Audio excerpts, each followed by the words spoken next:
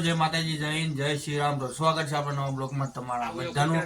તો અત્યારે તો આપણે તો અહીંયા છે ને દુકાન આવી ગયા છે હવર પ્રમાણે છે ને તો કાંઈક નખરા કરવા આવી ગયા છું. સમજો કેવા નખરા કરવા સમજો એ ના અહીંયા કૂતરા સમજો જો ભાઈ ગયા જો જો કેવા નખરા કરે ત્યાં શું નખરા કરશો ઠંડીના હે તો એ દા કાઢો મીડ્યો પછી એમ એવું છે એને મસ્તી મજા આવે થોડી કે મસ્તી કરવા મીડ્યો અત્યારે પણ મસ્તી કરવાની હોય. આઠમા વા હા. અને આમ જો તમે ખાલી આમ જો ટોપો બહુ પહેરીને આવી ગયો છે એને હું આંખ્યું દેખાય બીજું કઈ દેખાય નહીં. પણ ઠંડી કેવી લાગે છે તો તમે ઈશારામાં તમે ખબર પડી ગઈ છે. તો આ ભાઈને આપણે આઠમા વા આપી દીધા છે.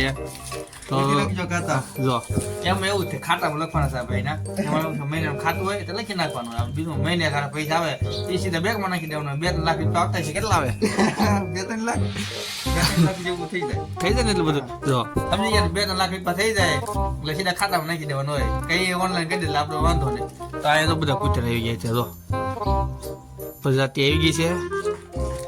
એમ એવું છે અહીંયા બિસ્કિટ ને ગાંઠી ને એવું નાખે ને તે બધા અહીં આવે મારે અહીંથી કાઢ્યું. પણ એમ એવું થાય આપણે ખવડાવી પણ આપણું જ ખોડે.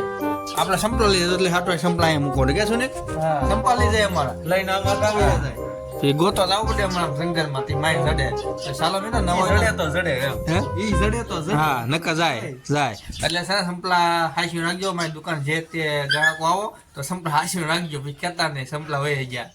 ચાલો મિત્રો નવો હોય તો લાઈક કરો શેર કરો ને સબસ્ક્રાઈબ કરી દેજો. તો અત્યારે બપોર પડી ગયું. બપોર તો એમ ઉપર દૂધી ઉતારી છે કેટલી બધી ખબર દેખાડું જાય તો એ દૂધી બધી કેટલી બધી છે. જો ગણી લ્યો તા મુપ્પા ત્યાં ભરે છે શેઠ હાથું લઈ જાય છે. જો હા તો અમે આ ભરે છે. સાક્ષીબેન તો પીસ હતું બેઠેલું છે અને એ જો અંબાવે છે દૂધી જો અંબાવે દાદા અંબાવે છે અને પપ્પા દૂધી ભરે છે. જોઈ શકો છો દૂધી કેટલી બધી છે. તો અમારે રોજ છે ને એક દિવસે દૂધી ઉતરે છે જાજી. તો અહીંયા આજુબાજુ હોય કાં પછી જોતી હોય એને મેં આપી દેવી. ના નથી પાડતા હું દૂધી બહુ જાજી થઈ છે વાત પૂછું. હવે થોડુંક ઓછી થવા માંડી છે તો આ બધી દૂધી બહુ ચાલી જવાની. તો એમ છે હું કામે બેસતો મેં બ્લોગ જોયા છે આગળ શેઠ એનામાં દૂધી દેવાની છે. એને દેવાનું આપણે હાથે ઉતારી લીધી પપ્પાએ. તો એ જાય ને પછી 2 વાગે કામે તે આપી દે છે દૂધી. એ ખાશે પછી કહે છે બીજા દિવસે કેવી દૂધી શાક બન્યું છે.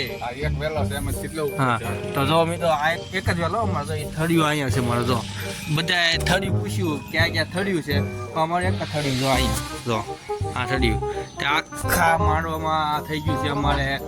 આખા માંડવો અહીંયા બધે દૂધીના વેલા છે વાત પૂછવાનું. એટલે તો તમે દેખાડો તમે કહો એટલી બધી હા ઉપર જો તો કેટલી બધી વેલો સમજો એટલો બધો વેલો છે.